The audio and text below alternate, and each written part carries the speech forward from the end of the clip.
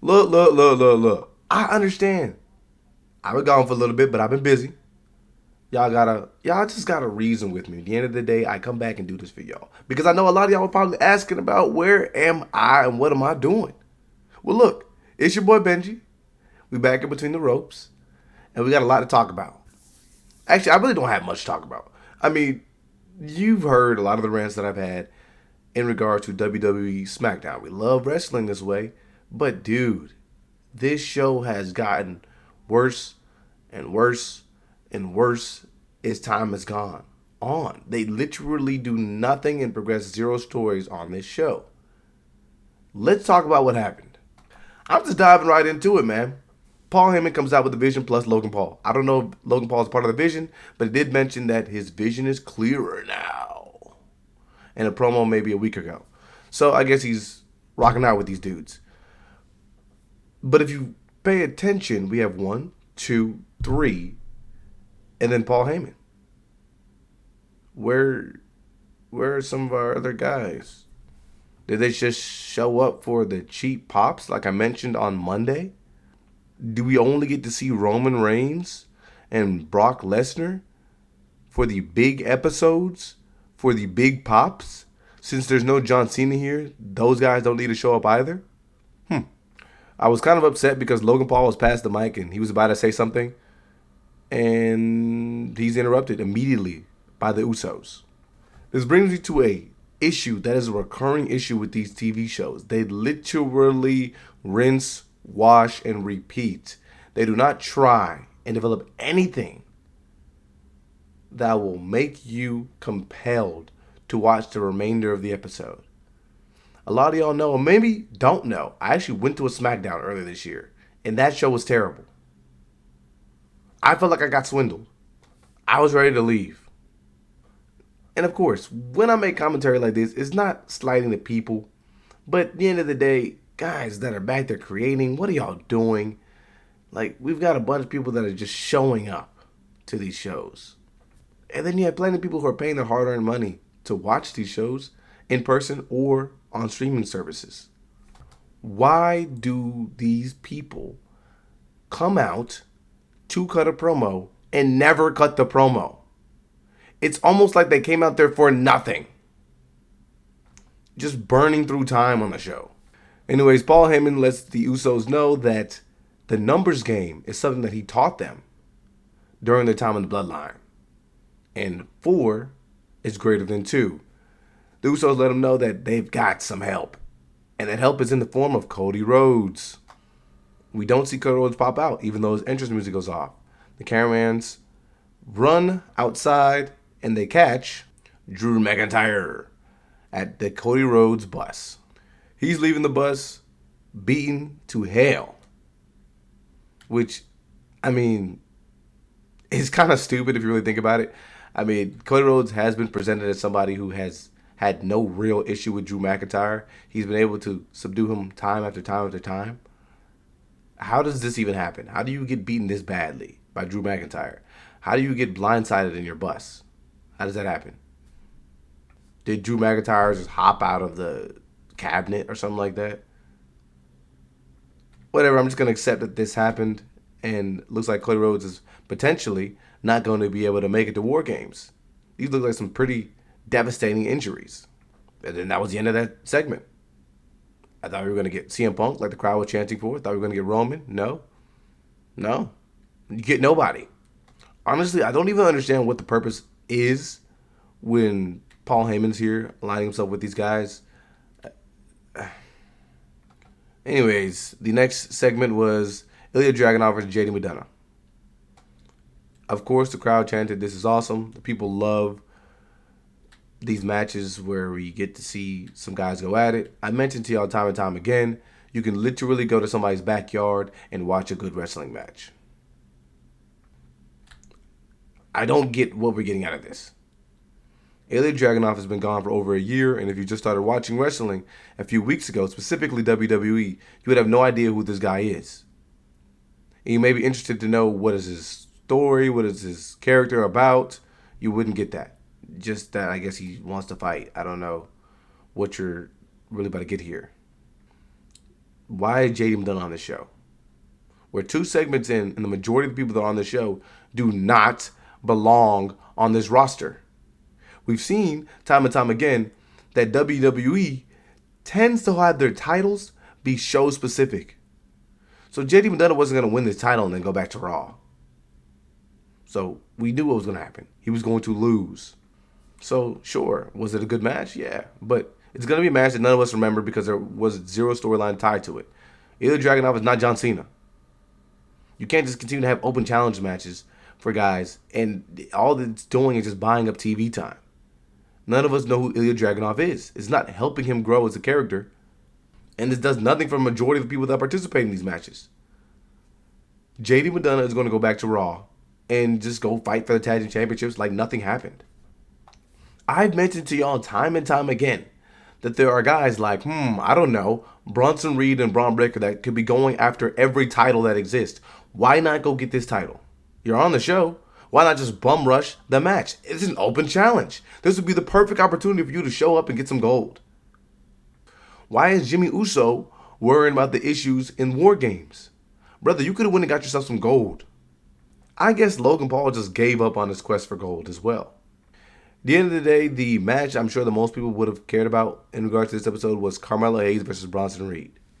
Bronson was looking like he can't be beaten, and I mean, he literally just went toe for toe with Cody Rhodes, so I'm sure that he wouldn't be losing this match. Well, the Usos interfered, and then we had Cody Rhodes show up. We got the commentators, Cody's here, oh my gosh, Cody's here, Cody's here. Sure, but wasn't he just beaten to a pulp like 30 minutes ago?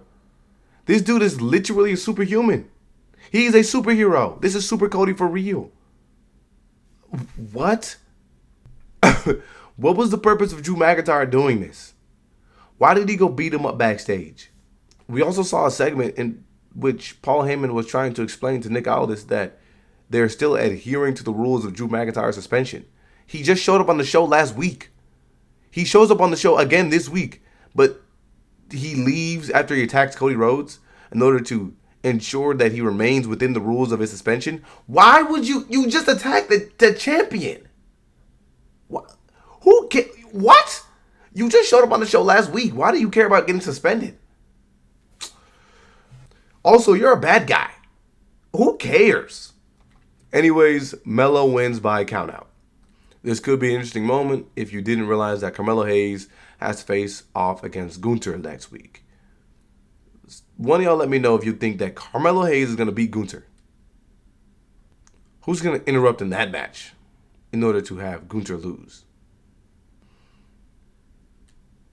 Also, Penta fought against Finn Balor later in the night, a.k.a. Finn Balor. You know he did not win. So, Penta won. He's going to face off against Solo. LA Knight has another mystery opponent. But at the match, Cody Rhodes decides to not just run away. He decides to grab the microphone and address the bad guys. He lets them know that essentially he's Super Cody and that he's beaten everyone in the match. So he fears nobody. It's a valid point to make, but it does pretty much lead you to the answer in regards to the outcome of this match. The faces are going to win. Remember when I mentioned the formation of the bad guys? There's no way they should lose, right? But Cody Rhodes brings up points. He's beaten everybody. Roman Reigns has beaten everybody in that match. CM Punk has pretty much beat everybody on the opposite team. Even Jey Uso has beat most of the people on that team. Why would he not? Why would these guys fear the bad guys? I'm gonna give you all a second to think about that. Don't worry about what happened after that. No, don't worry about it. It was just Fraxium tagging against DIY, and yeah, I get it. You probably thought this was a good match.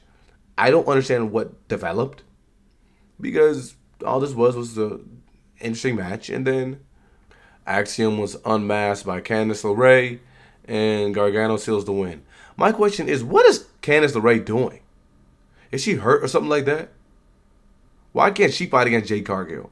Why can't she fight against Chelsea Green? Oh, because the characters make no sense. But I'm just saying, we got an available body here who could possibly put together a solid feud, but I guess not. And then, y'all, the main event of the show is these 4 women walking out to address the status of War Games. A lot of y'all are probably confused as to why Rhea Ripley is walking out there alongside Charlotte Flair and Alexa Bliss. Yeah, I know. Last week, 7 days ago, Charlotte Flair told Rhea Ripley, Alexa Bliss, and Io Sky, as well as the rest of WWE fans, she would not be teaming with Rhea Ripley. Now, Ben, there had to have been a moment that was just so crazy, so timeline altering, so heavy that it pulled on the heartstrings of Charlotte Flair to make her change her mind. No, nothing happened. These 2 women sat backstage and had a conversation about how much they respect one another. And so they'll put their differences aside for this match. I get mad at this because the complaints about Charlotte Flair being one-sided are directly true with Io. I'm sorry, Rhea. I said Io. I'm so used to the Rio thing. Anyways. What the freak has Rhea... Like, all she does is get her way. What character development has she seen? Who has pushed her to become a better individual? As a wrestler? A human? Anything. She cut a nice promo, was it this year? Maybe it was last year. Backstage about how she's the underlying reason that she loses matches. She's the reason that she has no friends. And that it was time for her to make change. And then that just got discarded next week. That was, I think, instrumental to the way a lot of us could have perceived Rhea Ripley. But no, she's just back doing what she does. Charlotte, you can't be in the team with me. What? But I respect you. Please join. And Charlotte says, yes, okay, fine. I'm going to join. Nothing happened to even make Charlotte like, what? But yeah, I mean, it makes me mad, but it makes me so angry because we all knew it was going to happen. But they didn't even try to make it make any sense. AJ Lee is introduced as a 5th member for Team Good Girls. We all knew that was going to happen. And as soon as she is introduced, the Good Girls are jumped. And as AJ Lee runs to the ring to try and protect everybody, she's attacked by an assailant that seems eerily familiar. Oh yeah, remember the woman that was the Intercontinental Champion? That's been holding the belt for a ridiculous amount of days? Yeah. And then she ended up just losing it because she took her eye off the ball and was pinned by Maxine?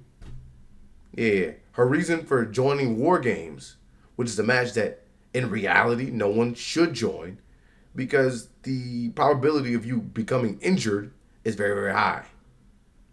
In kayfabe, there's no reason for you to join this match because, again, it is something that could potentially shorten your career. It's War Games. It's not a match that should do you any individual success. You're not really squashing any beef. And speaking of beef, why are Nia Jax and Lash Legend in War Games? These 2 could be doing something productive.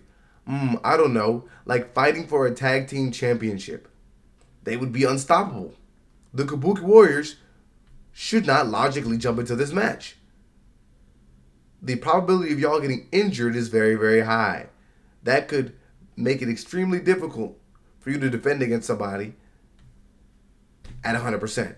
Instead of Becky Lynch going to secure a match against Maxine and easily regaining her championship, she decides to jump into this match. Why? Because AJ Lee distracted her? Just go beat her up backstage. It's like, why are the good guys even on this team? Let's logically think this through. Why did AJ Lee join this team? Becky joined after she found out about AJ Lee turning. So why would AJ Lee jump on this team? Because she just wants to jump in War Games? That doesn't make any sense. She's on mic during a promo, let us know about her injuries. So why would you jump into a match where the potential for injury is extremely high? Why would you align yourself with these women in particular? on Raw, she literally said she came back to wrestling to help her husband. How is this helping her husband? What are Charlotte and Alexa doing? Charlotte literally last week said she didn't even want to fight in the match. Now she's here. So whatever beef that they had between them, the Kabuki Warriors, and Lash Legend and Nia Jax obviously wasn't big enough because Shorty didn't even care about joining the match. Again, Rhea's extremely one-dimensional because she doesn't do anything, say anything of significance in this promo. It's just, again, it's slowly becoming not my favorite show. It is not a good show. This is bad television. They're running out of ideas and people. I don't know how the show could potentially be 3 hours long. I don't know. We typically like to rate everything yay, nay, and somewhere in the middle. It's okay. This is a nay episode. You could literally just go on to the next thing and act like this never happened. There's no purpose in you watching this episode. I don't think that anything that happened here is going to affect any of the characters. This episode in specific will probably have zero likelihood to do with anything outside of us just watching TV. I don't know. They need to change this show around completely. Remember, there are multiple people backstage that hold titles that got maybe 10 seconds of TV time today. It wasn't even worth addressing it. But just stay tuned. I don't know, man. I don't even know if you stay. Just let me know what y'all think about this episode in the comments below.